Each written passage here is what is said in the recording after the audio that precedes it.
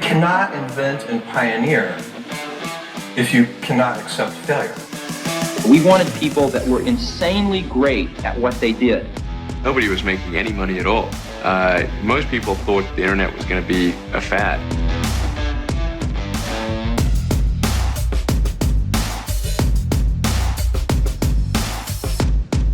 All right. Today on the podcast, I have someone I actually just met a few weeks ago at a coffee shop in Seattle. It was a lovely time. But I have Nick Lange, the CEO of Everpost, and he's been doing a lot more than just that. But he's built a really nice, sizable business around video production. So we're going to get into all of that. But Nick, welcome to the podcast. Thank you, Jim. I love your show. Oh, well, thanks, man. I don't know. Maybe I'll do it at the end, but I need to get your feedback on what you like. Actually, we'll do it now. What do you like about it? What do you not like about it? Hold nothing back. What can we do better? I like that it's a split between very interesting guests. Loved your Nathan Barry episode, and you've had. I really liked that 5 CEO roundtable about productized services recently, with just you and sometimes you and your co-founder just dissecting topics that are relevant to your. I think it's 3 different businesses that you're running. And it's a deep dive. It's fun. It's my other favorite podcast is My First Million, and I think where theirs is a lot of fun because it's all about the shiny objects. Looking at cool business concepts that are working out there. I like that yours is a deeper dive into the day to day of running and growing. Scaling a business, and coming from experience. It's really about you and these guests breaking down what has worked and what hasn't. And so I think together these are a good. They're both a lot of fun to listen to for different reasons. Yeah, when you're like in the business mindset, you need something to fuel the fire. It's good to have those podcasts in your back pocket. But yeah, My First Million, they're probably the best at talking about the shiny objects and the cool business ideas. I try and do some like that. I want to get to that level, but they are so good with that. So good at that. I take notes. Yeah, they're kind of like small like entertainers and comedians in their own right, which is pretty good because humor is not always easy. But no, man. So we got connected because we're both in an entrepreneurship group, EO, which I probably talk about way too much on this, but we have a mutual friend, Craig Swanson, that introduced us, and he's been on the podcast. He's super impressive. If people haven't heard his story, go listen to that. He's like started it and sold like 10 companies, some of very big numbers. He's very impressive, but he showed me everything that you're doing and it's pretty insane. But I'd love to, before we get into your business and everything, talk to me about before you became a business owner, like what was Nick doing before all of that? And just to quickly add to what you just said, Craig Swanson is an amazing guy. I only met him maybe 2 months ago. I found him on I found him on a different podcast, which led me to your podcast. I've since listened to probably 5 different podcasts that he has appeared on. And he's one of those guys who is just a master at the highest level of online course marketing. He co-founded Creative Live. He and his partner raised over $50 million, built a really impressive business and had a good exit. And he's gone on to help. His focus now is helping influencers with these large followings monetize their audiences with courses. And so he says he doesn't take them from 0 to 100 courses sold. He takes them from 100 to, hundreds of thousands of courses sold.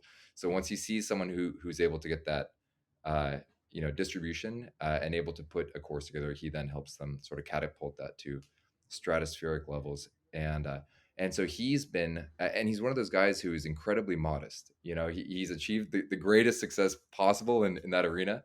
And yet when he talks to you, he's just asking questions. He's none of it, is about himself.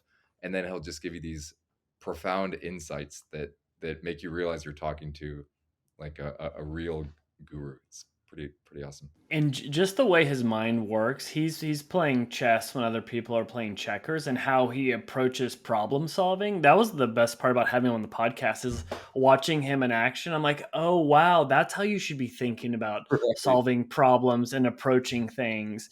And right. it's almost like this engineer's mind that he has. But it's yeah, he's super impressive. It's one of those people where you're in the room with him, you're like, okay, he's kind of next level. But yeah, very, very humble, very cool guy. Right, right.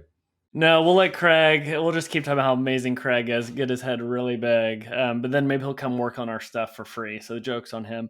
But no, I want. So you've got two businesses that have grown to be very big size. But what were you doing before that? Because you went to film school at UCLA. I don't think your natural path was, hey, let me go become an entrepreneur, or was it like? Tell me like the path that led to like starting businesses. Great question. So I had always enjoyed having my own businesses. When I was 7, I was selling these uh, greeting cards that I drew to my neighborhood, and I found one later, and it said "hello" with a W at the end. So they weren't perfect, but the door to door sales was fun. In high school, my business was selling comic books on eBay, and so taking these, like, just getting big bulk boxes of comic books that hadn't sold at comic book stores, and then repackaging those X-Men, or primarily Marvel comics, into sets that I thought would be appealing to investors, and then making the eBay auctions really exciting. Like, really making it look like a great pack of comics that you had to have, which was a lot of fun. And at the time, eBay auctions were, it was pretty rudimentary. So, like, adding some color and some formatting went a long way, and taking nice photos of the comics, etc. Then in college, I started a wedding video business because I knew that I wanted to study film, and gathered that weddings are kind of a racket, and that you can charge a lot of money to do decent work, and as long as you uh, catch the moments that the couple cares about, they'll be pretty happy with it. So that was my thing, and it allowed me to pay tuition and buy a video camera and an editing computer and gear that I otherwise would not have had access to.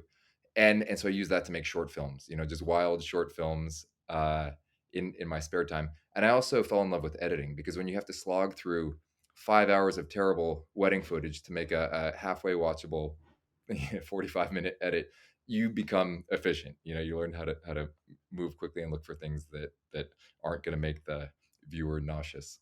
So my own camera work has always been horrible. I'm the worst camera operator I've ever met. But I found a guy uh, at UCLA, where I studied film, who was an incredible cinematographer. And so we would both show up to these weddings with cameras, but mine would never turn on because I knew I'd never use any of my own footage. So I would just hold the camera smiling while he was capturing everything that I would need in the edit bay. Uh, and so when I studied film, both as an undergrad and then as a grad student, I went to Columbia. I started a film MFA program, but after one semester, I dropped out because I was going deep into debt for the first time, which was a really troubling feeling. And I found myself spending more time thinking about how much I owed and how much I was going to owe than I was thinking about the classes themselves. I also felt like uh, UCLA is a public school, and felt like it was, we felt like we were there to learn. When I got to Columbia, it struck me as much more of a business than a school, frankly. Everything was designed to extract maximum fees from the students. Everywhere you turn, there was some new, like, wow, I have to pay that much for these books that are only sold by the school itself. I have to pay this additional registration fee, or the student housing is this. Wow, it's that much. And I started feeling like, wow, I'm about to come out of, in, let's say, 2 years, I'll come out of school at the very bottom of the pile, like everyone else starting a career in film. And I don't think that having $200,000 or $300,000 of debt is going to be helpful. And so I dropped out. It was a scary and hard decision. Um, and I felt like I was letting down my classmates. My dad was not happy with that decision. but my instinct was that I had to do it, and had to figure another way into the film industry. And so I came back to LA. I did two corporate jobs. I was a paralegal for a year. And then I joined Universal Music Group. I was in their marketing department, just a little cog in the machine, just an assistant to the SVP of sales and marketing. And what those two jobs taught me was that I could not work in that kind of linear corporate environment where you would see exactly where you'd be in 3 years, 5 years, 8 years, all the way. If you looked far enough down the hall, you'd see the CEO. I saw the CEO sitting at the end of the hall. Sometimes his door was open. I'd see him spinning around in his chair. And so that guy had been there for 30 or 35 years. Uh, and I said, I don't like the predictability. Everyone's goal in that hall was to work their way up the hall to eventually be sitting in his office. And so it was very political. You got a lot of kind of backstabbing as people were like jockeying for the next desk up. And it wasn't me. And so I had interned at a commercial production company in college here in Santa Monica. And I did not understand how that business worked at all. And in fact, was never even invited to the shoots. But just by hanging around in that office, burning DVDs for them or doing whatever odd tasks were needed that day, I understood that it's a fascinating world, by these, high powered intellectual creatives coming together, whether it's, the directors or the wardrobe stylists or the production designers or cinematographer, all bringing their unique, their art to this really high impact, short, concentrated shoot. It's like an entire movie being shot in one day, and the whole project lasts 2 months or maybe 3 months, start to finish, from being awarded by the agency to final delivery. And having a short attention span myself, I said, this is amazing. This is really fun. It's like filmmaking, like concentrated. And so it was while I was at Universal that I said, okay, I'm very unhappy here, and can't see myself going down this path. So I'm going to start a commercial production company, and I don't know what that means, but I'm going to figure it out. And so my first client was a tea company here in LA, and I sent the guy that runs it a letter, and I said, I love the story of your tea. I love how you source it and blend it. Uh, and it's a visually, their packaging was beautiful. You could tell they thought a lot about the brand.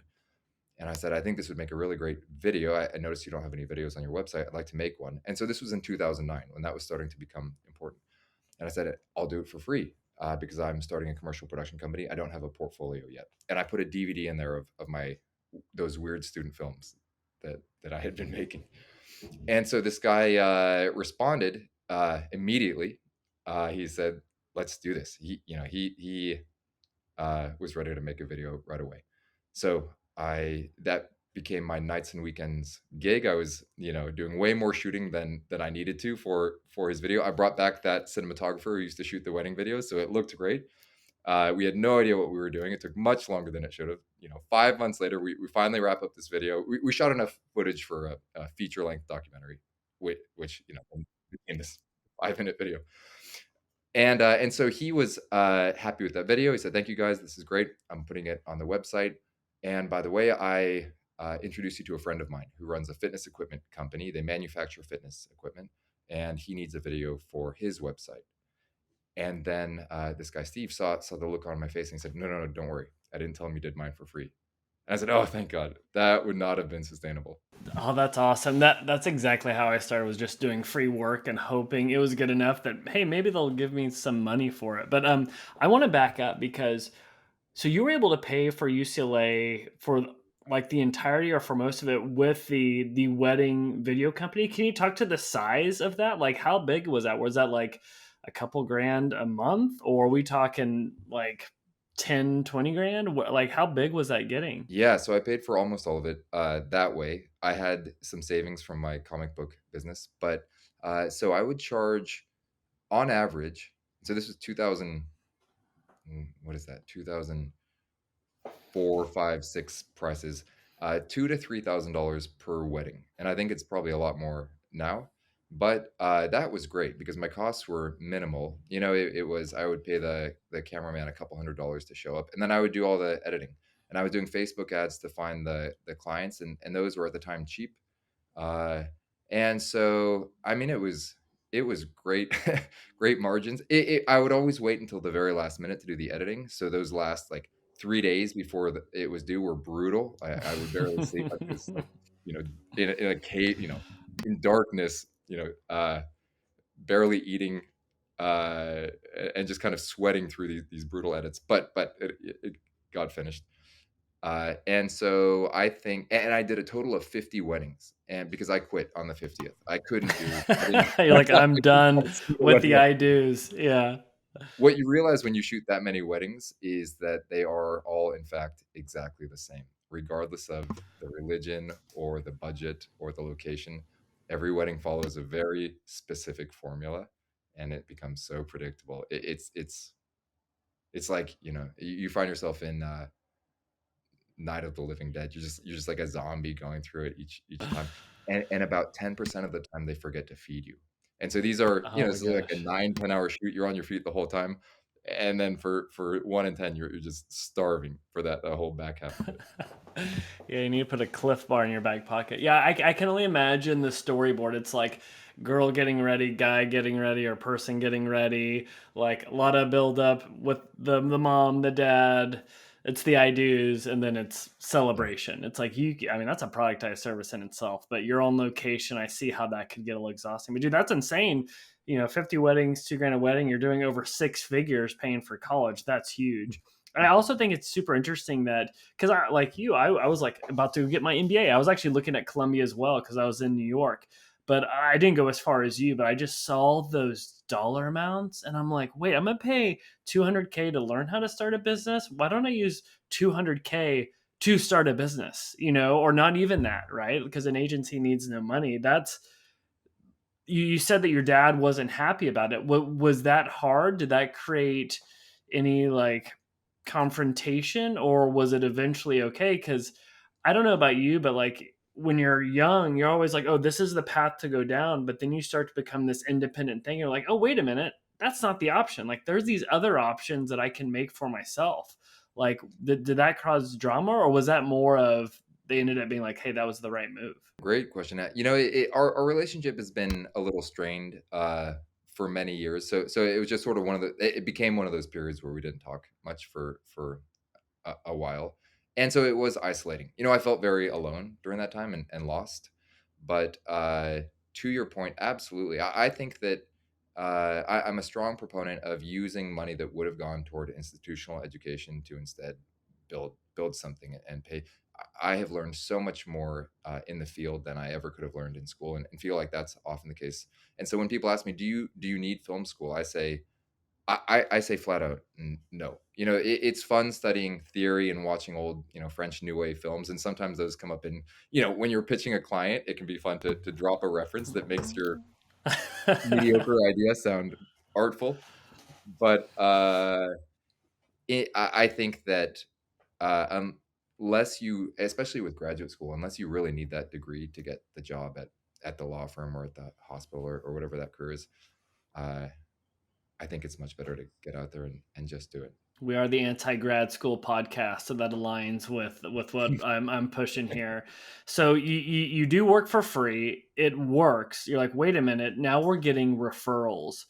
Talk to me about how you land the plane on just being a glorified freelancer to actually a business owner that's running a creative video agency. And so, just to give context, I mentioned at the top your company Everpost, but before that, for over 13 years, it's Nurture Digital, which is a huge video production company you have created. Like, talk about those inflection points of doing work for free to like now it's kind of running without you. Is that correct? Yeah. So in the early days, I was a one man band, and so it was just many hours of editing, etc. I was literally just walking the streets, the like uh, high end shopping streets of Los Angeles, knocking on business doors and getting random little gigs, shooting like a promo for a coffee shop and a flower shop and paper, a boutique paper press, things like that. And but then I was introduced by that T guy, in fact, to an agency that was doing really cool uh, digital work, primarily building these like wild interactive sites for big, big brands, like CPK, Discovery, HBO. And I got to make videos for those that were either promoting those sites or that were part of those website experiences. And that was great because then there was, there were brands in there that prospects had actually heard of. So at that point, I got to start building out a little team to support me. The work finally was consistent enough. That was maybe 2 years in that I could support more than just myself.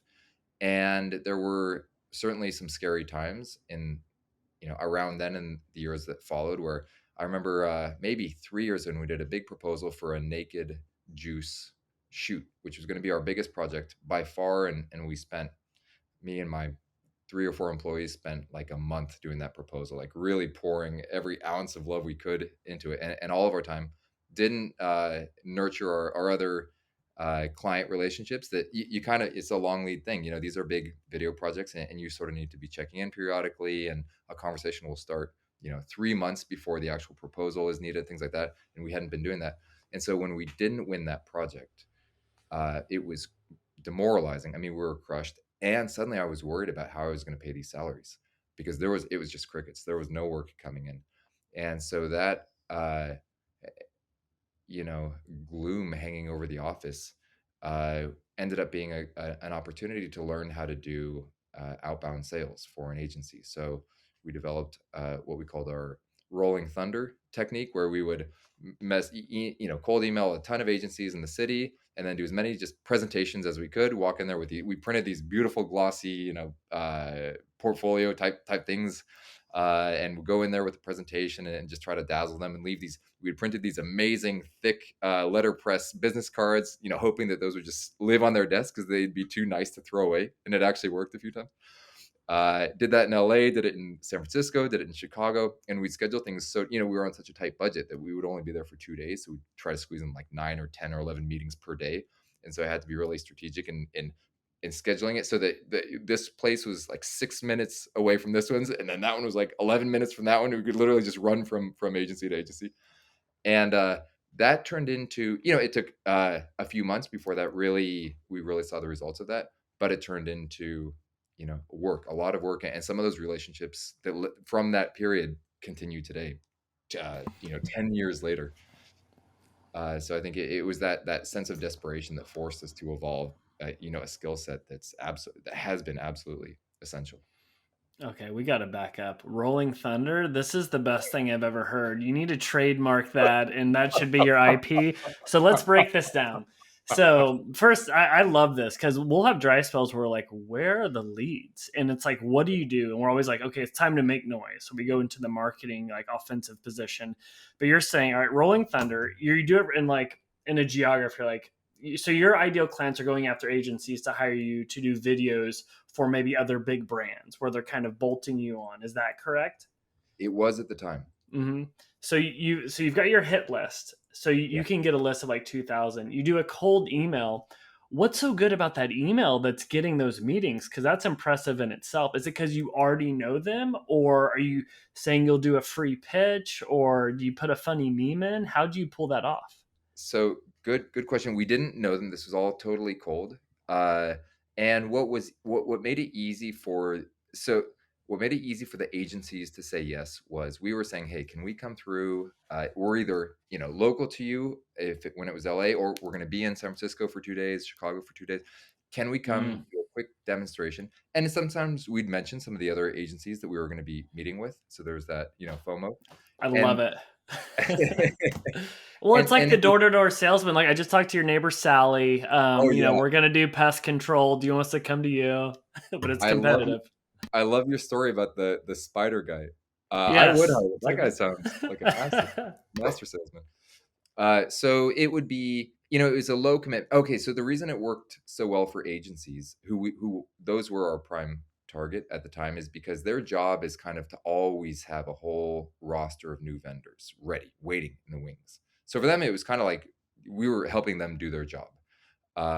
And they got the sense, all right, here's like a hungry, some young, hungry people that are going to come in and try to dazzle us and probably work cheaply, which is sort of what agencies love.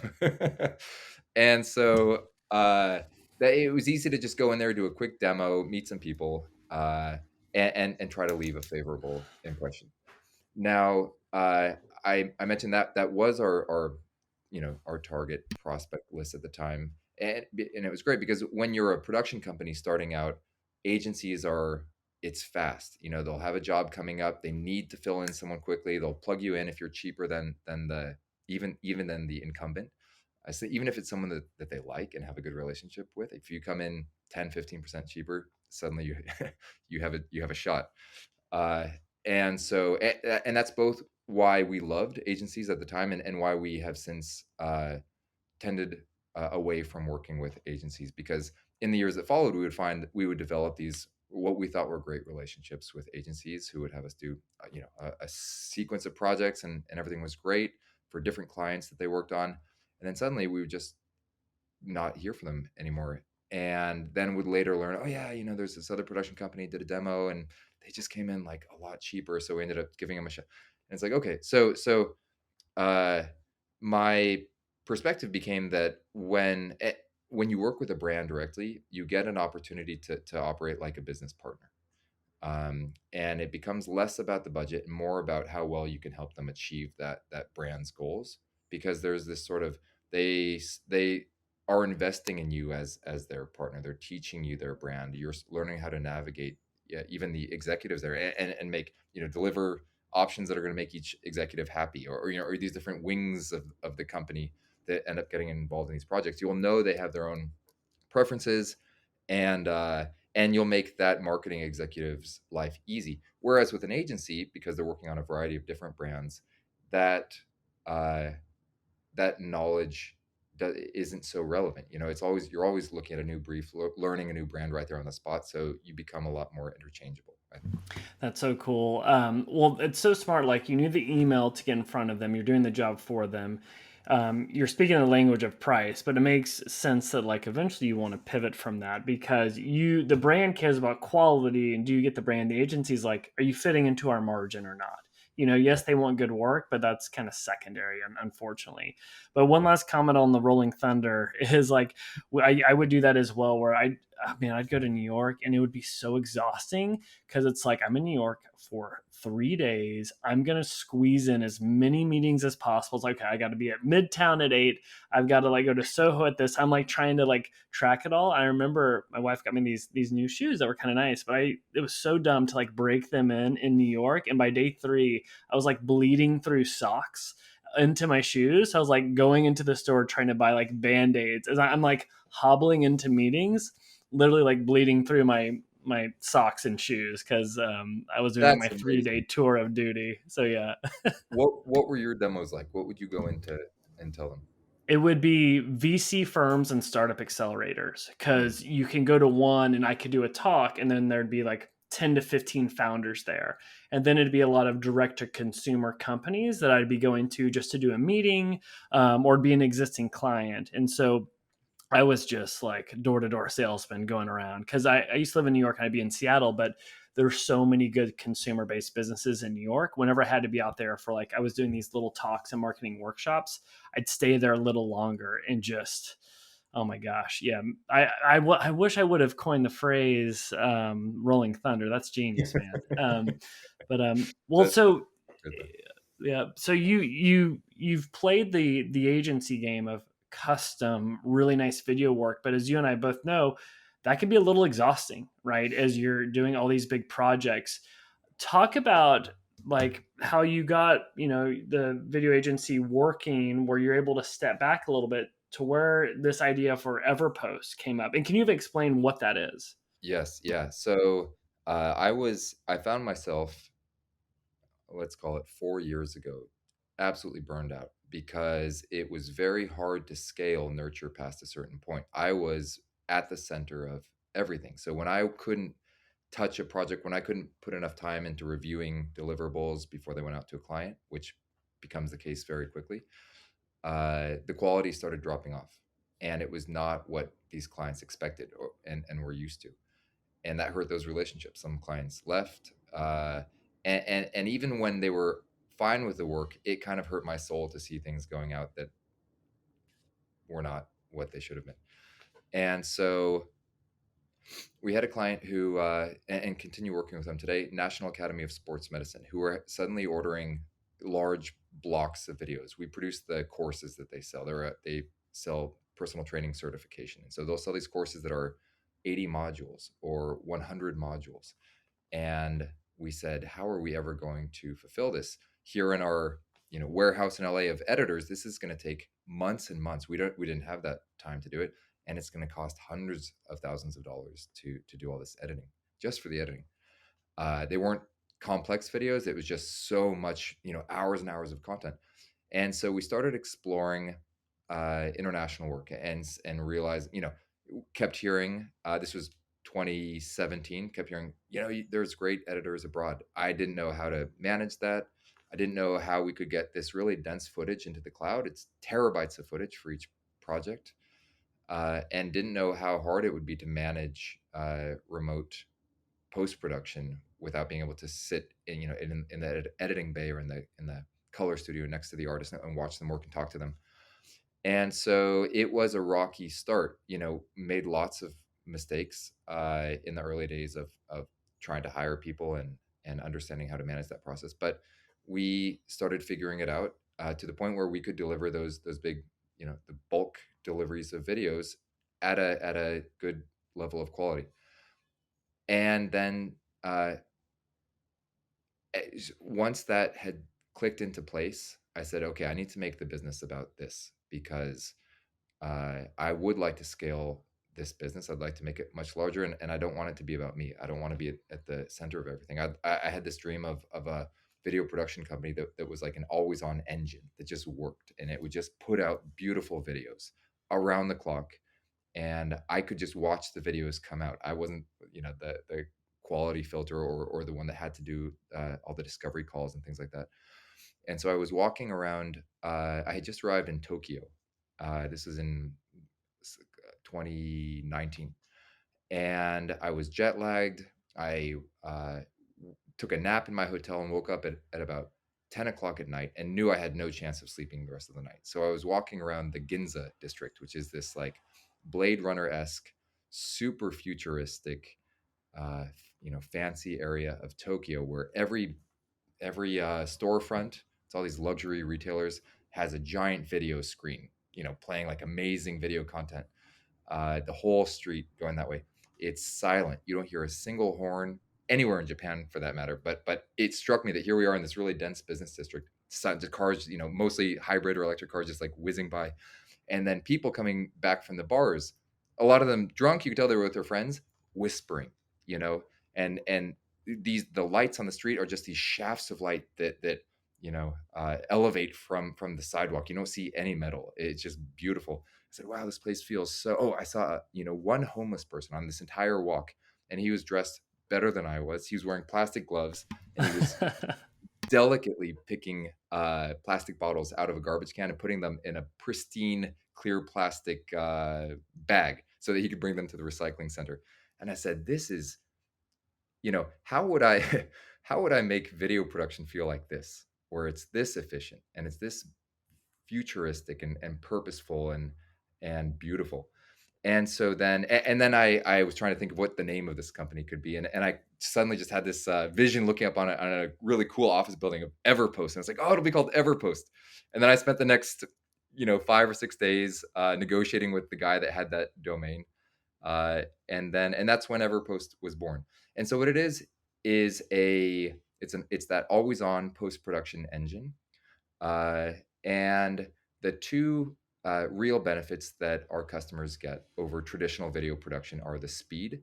So because we have 3 hubs basically, in different time zones around the world. So a project can start in Los Angeles on a Monday afternoon. The script can be written. It can then be edited in Asia.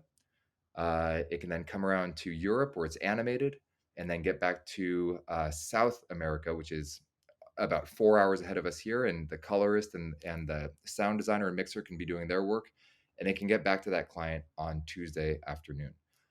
Because while we all went to sleep Monday night, that project didn't. It just kept going. And because the cost of labor everywhere outside of LA, but especially outside of the US, is so much lower. The clients are paying about a third of what they're used to paying for assets of that quality. And so we found it's really optimal for a couple different types of users. So it's the performance marketer who is always optimizing ads. They're running an ad, they're seeing, the next morning how that performed, and then they can double down. The next day have a new version that makes use of a different tagline, different music, different shots that they want to try. And they say, okay, wow, so this pairing works well. So they'll take those elements into the one that comes out on Wednesday, and just continue optimizing. And so, I think a lot of performance marketers experience creative assets going stale very quickly. Like they have a shelf life, and then the performance starts to drop off. So they don't have that problem anymore, and they can just continually uh, see what messaging is going to resonate and what ingredients are going to work without any additional cost. So the other thing that I personally really enjoy about Everpost is we never talk about money. So I used to hate with Nurture, we would spend weeks or sometimes over a month just on the proposal, making the proposal, negotiating it, tweaking it. Sometimes we'd have 6 or 7 drafts of a proposal, and these are real hours being spent changing this. It's not like it's free to do that, but no actual work was being done on the project itself. And there was always a deadline. So that deadline was approaching for when this media buy was happening or when this product launch was happening or whatever that need was. And here we are just wasting away weeks and hours doing talking about money at the end of the day before doing any actual work. And then on the back side of the project, it's all right, guys, this is the 4th or 5th round of revisions. After this, we do have to start charging because we're putting a lot of hours into changes this animation. Yeah. Every time we have to recolor the video because we're putting in new footage, like that does have cost for us. And that's uncomfortable for us. It strains the relationship. It's uncomfortable for that marketing person because they have their fixed budget. They don't want to go back to their boss and say, hey, it's going to cost more. It makes them look bad. So with Everpost, it's, the only time we ever talk about money is at the very beginning of our relationship with the client when they choose a plan. It's just 3 plans, depending on what style of videos they need and how quickly they need them. And then after that, it's all everything is included in those plans. So there's never a cost for voiceover or stock footage or adding animation or changing things. So we get to focus on the work. And I see you've got the packages. It's like the shoot package, the animation package, editing package. What are the ranges of prices? And is it a subscription or is it more kind of pay as you go? Like a shoot costs 10 grand. Like what are the ranges? So it is a subscription month to month. So there's no commitment to proceed past the first month. Some clients will come in and say, all right, we just want one video or one video and a version for TikTok and Instagram and YouTube Shorts. And that's fine. They'll spend a month. They'll make a handful of videos and move on. But our job in that first month is to show them why they should stay past 1 month. And usually it works. Not always, and that's fine. But what the mindset shift that we're trying to impart on clients is, the good marketers always have fresh video content coming out. It's not a one and done. If you want to continue being present in your customer's mind, and footage should be thought of as a renewable resource. So shoots are expensive. Our shoots can cost 10,000. They can cost 50,000. We've had shoots that cost 300,000 or 400,000. And when a brand can do a shoot and walk away with footage that will be relevant to them for the next 5 or 6 years because they're recycling it, repurposing it, giving it new life with new voiceover, new animation, new color correcting, new music. There's so many different ways you can take this footage and repackage it in the ways that even audiences who have seen all of the preceding versions will not recognize those shots. And so the subscription covers the post-production. So in today's, I think, content production world, post-production is 80% of the work being done because of what I just said about repurposing assets. So I think the effective marketer it puts 20% of their energy and resources into shoots, and then the rest is how do we keep telling new stories with that footage. And so the post-production plans range from around $2,000 to a little under $10,000. And the way that we frame it is for less than the cost of one full-time employee. So let's say it's like a mid-level creative director. which in LA will cost, let's say, 120,000, for substantially less than that every year. You'll have that a very sophisticated creative director dedicated to you, plus an entire production team around them. So editors, animators, colorists, sound designers, um, voiceover artists, composers, everything that you need to make these really great videos. Uh, and you just plug it in when you want it, and then disconnect when you don't need it. And you Yeah, use it. that's a great way to kind of, frame it in the client's mind. It's like you could spend a lot on a very expensive editor or get us one more cost effective. And by the way, we're pay as you need and we actually do more than what one person could do. I actually want to nerd out on videos for a second because you said something that got my attention as far as working with a lot of marketers to make videos that work. Like as a owner of a growth agency, we spend a lot of time and thought into how do we craft the perfect video for an ad for Instagram or for TikTok. And like from what is the hook to do we do it for persona, like problem solution, and then how do you earn trust? How do you end it with the call to action? Like what are some quick tips you could give to people? Like the amount of video content you've probably edited and seen through, you've probably at the 10,000 hour mark for sure. But like, what are some quick advice you'd give to people trying to make good videos? Yeah, very good question. So I think the simple answer is surprise. If however you can surprise an audience, whatever you can do to surprise an audience, uh, will be successful. So we made an ad for Pfister, a campaign for Pfister faucets that was about this new touch-free faucet, and it started as we were making fun of a Calvin Klein ad where I think it was Kate Moss is walking through a house in black and white, and it was very famous, maybe in the 80s or 90s. And so we start our ad as that. It's a model walking through a house, except she has this like black goo on her hands and everything. She's sitting on a pristine white couch, and as she lifts her hands up, there's these big black fingerprints. And then she's kind of touching, like dragging her hands on the walls. And you're wondering, why is she ruining this beautiful house? And then she finally gets to the kitchen sink, and without dirtying the faucet, washes her hands. Right, the faucet stays pristine as she moves her hands under it. And so you're thinking, okay, this is weird. Why am I? Why did she do that? Why am I watching this? And then you cut to a full color version of a guy in his living room watching that ad on YouTube, and he's eating pizza, and he says, what is this? Like, he's baffled. And then he looks down and realizes that he has just you know gotten pizza grease all over his own couch. And then he stands up, and on his walk to the kitchen, he trips on the shades or on the drapes of the window, which have the same wind that you saw in the Kate Moss style ad. And so he like lives her entire experience going to the kitchen and then washes his hands without water touching it. And so it was unexpected. It gets across the core conceit of this is a faucet that you don't need to touch to wash your hands.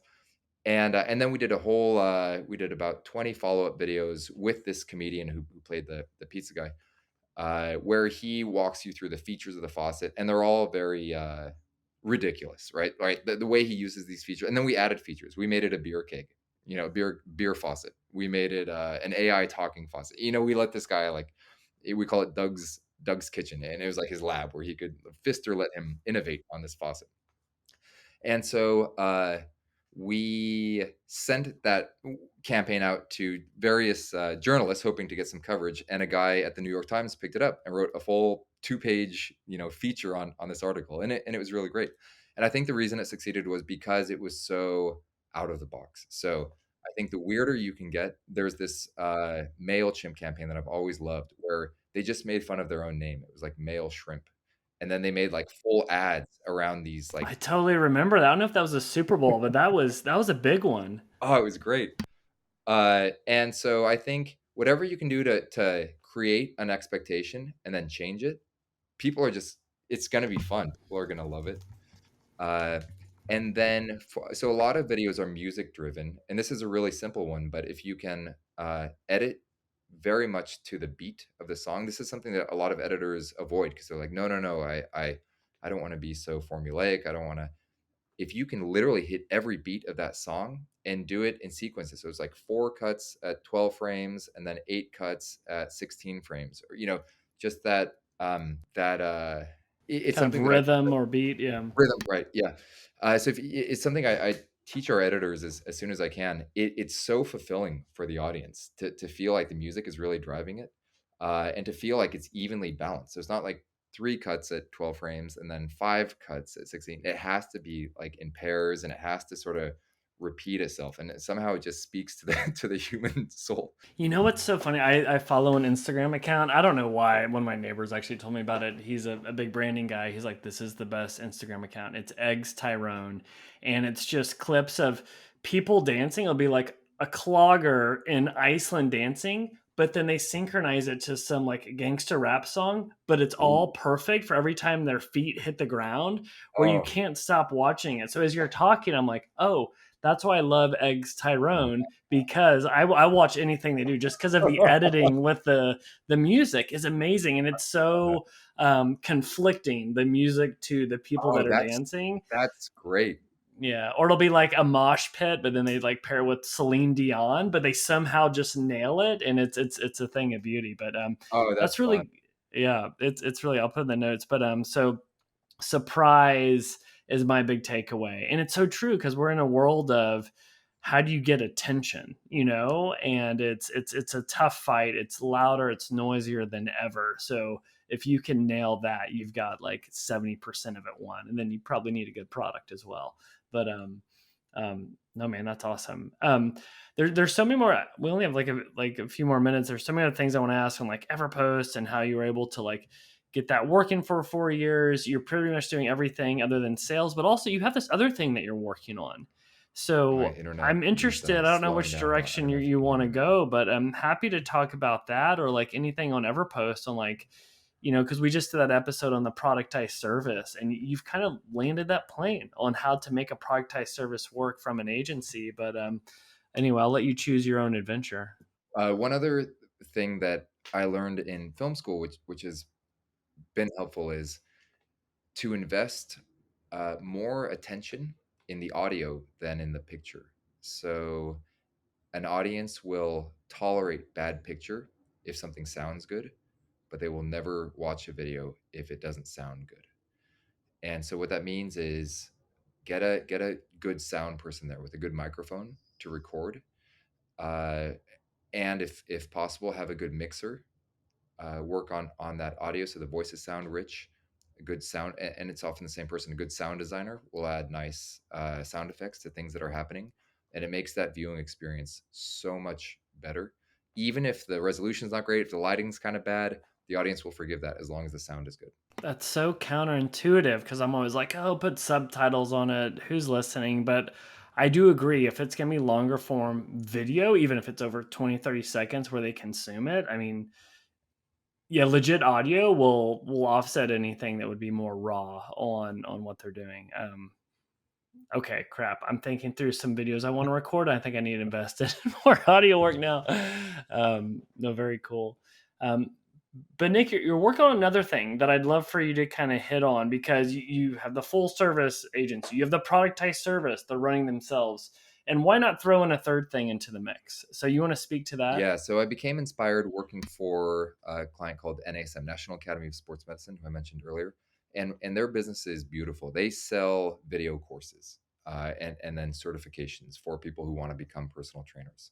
And so over the years, it's been 6 or 7 years we've worked with them, and we have produced maybe 15, let's say 12 or 15 of these. They call them products, and they're just these very information rich video bundles, uh, where it's subject matter experts teaching these different areas of personal training, nutrition, wellness, strength, stretching, etc.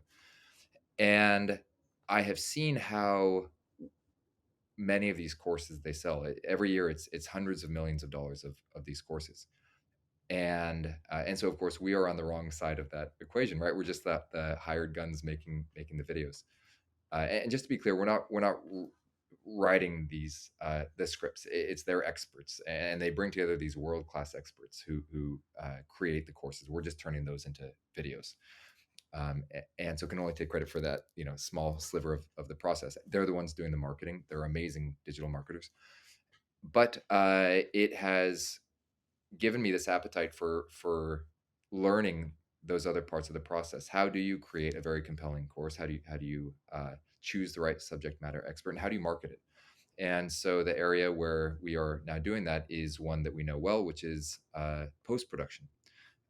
And so we are creating courses for editors, for animators, for colorists, sound designers who want to elevate their careers. It's very much focused on creating an amazing career in post production, which I think is a topic that doesn't get enough attention. It's something that I wondered very deeply when I was in film school. Like if I wanted to be just an editor, how would I turn that into a career? And so the first course that we've made is called The Art of the Trailer. And so the website is maketrailers.com. And it's taught by an EO guy, in fact, here in LA, who runs one of the big movie trailer studios. It's called The Refinery. So he has over 150 full-time editors just in their amazing office in the Valley, editing movie and TV trailers all day long. So about half of the movie trailers you see in the theater go through his company. And just a fascinating business. Before meeting him, I didn't even realize that movie trailers were made by outside agencies. They're not made by the studios. And so his name is Brett Wynn. He teaches, or it's a 4-hour course. He teaches in 22 different modules the process of making a movie trailer from start to finish, from developing the creative concept to writing the copy to selecting the right shots, doing the editing, doing the sound design, the music, the motion graphics look, to the finishing, and along the way working with the client, which is the studio, how to make the most of that relationship and make them love you along the way. And what we're doing with this course that is fun for me, there's a company called studio.com that has iterated on the masterclass formula really nicely. They do these 30-day cohort-based classes where you and about 20 other learners will create a song, say with Kygo. They bring in these really great teachers, or learn how to create a video with Casey Neistat. And at the end of this course, you have a deliverable. You've made something. You've made a video. You've written a song. You have this tangible outcome beyond just the enjoyment of watching someone that you respect and admire teaching you.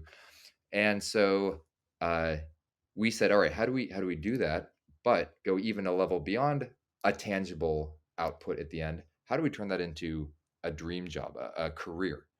And so the top learners from every cohort will get an interview at Brett's company at the refinery. And so I'd like to do that with other areas of post-production. How do we, show people who are very passionate, talented editors, animators, etc., not only how to elevate their craft, but then how to turn that into the kind of career that we all dream of, as we're falling in love with editing.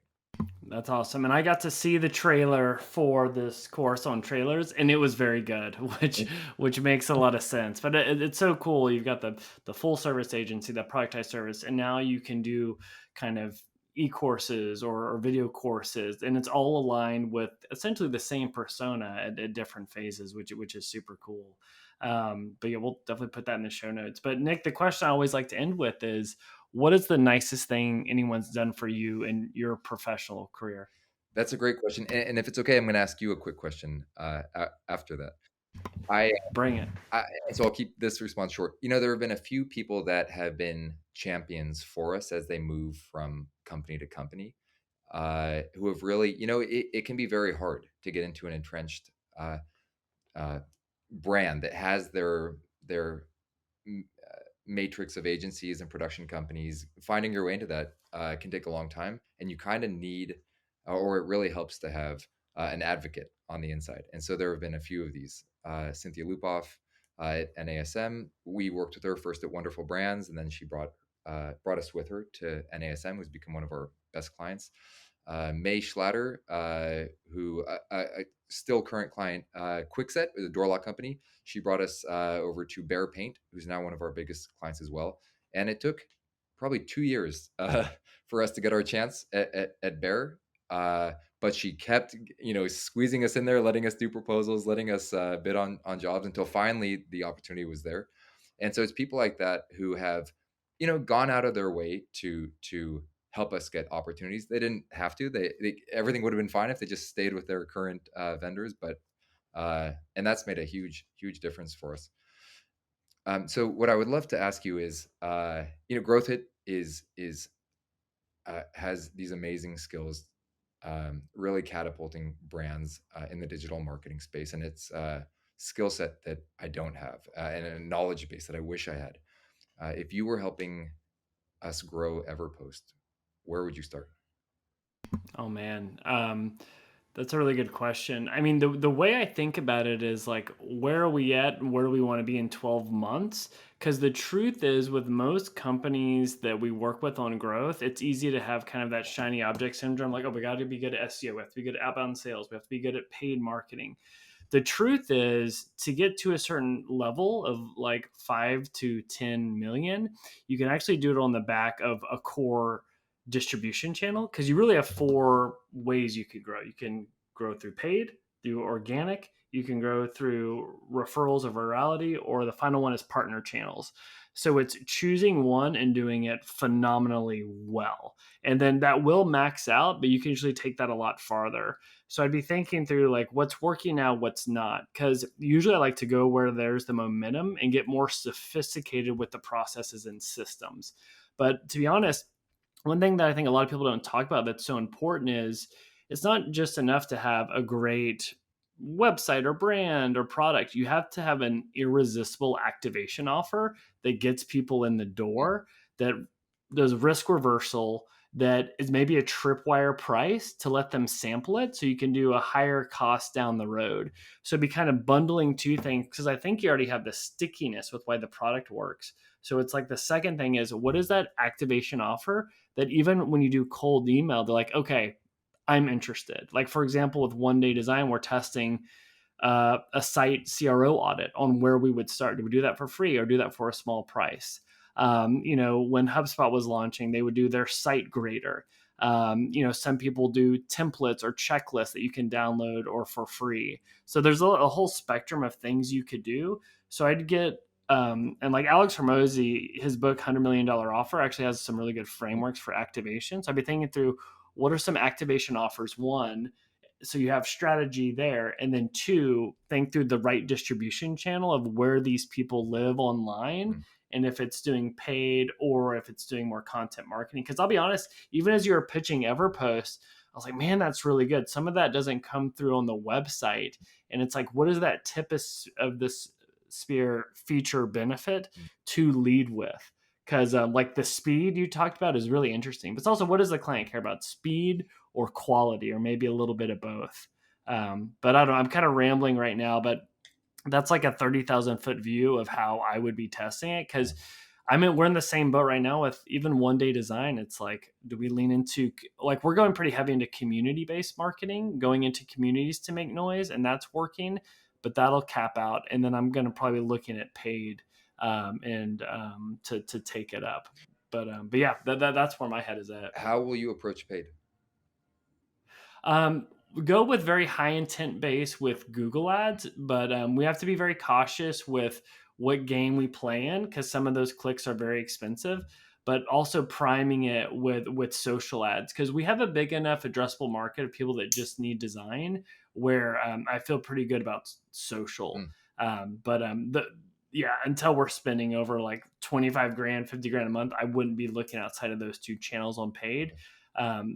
But some other channels could be good for organic. That's great. I would love to talk more about this. I need to. Yeah, let's do it. I like how you put me on the spot. That was awesome. But no, that's a really cool story. It's all about getting those advocates for people to help with brands and companies when you're just getting started. But Nick, where can people go if they want to learn more about you and what you're working on? You can find us online, everpost.com. On LinkedIn, we are pretty active. I have my own account there.